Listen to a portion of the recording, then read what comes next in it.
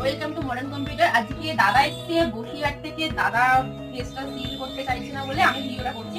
দাদা একটা মানে ক্যাবিনেট নিচে লেফট ইয়ারে ব্ল্যাক, এটা হচ্ছে রিমোট কন্ট্রোল আছে ক্যাবিনেটটায়। আর গ্রাফিক্স কার্ডটা দাদা নিচে 36 দেখাই একটু আপনাদের। দাদা গ্রাফিক্স কার্ডটা নিচে দুটাকে 3060 গ্রাফিক্স কার্ড, যেটা 12 জিবি আছে।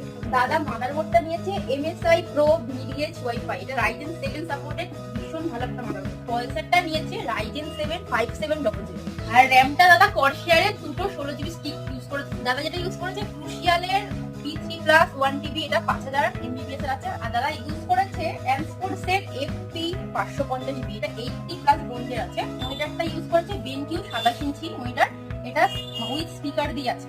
এই টোটাল সেটআপটা 76K এর মধ্যে দাদা কমপ্লিট হয়ে গেছে। তো আপনারাও যদি আপনাদের এরকম ভালো একটা কনফিগারেশনের ডেস্কটপ বানাতে চান তাহলে অবশ্যই যোগাযোগ করবেন মডার্ন কম্পিউটার কেয়ার বারাসাত। স্টেশনে নামবেন, 1 নম্বর প্ল্যাটফর্মে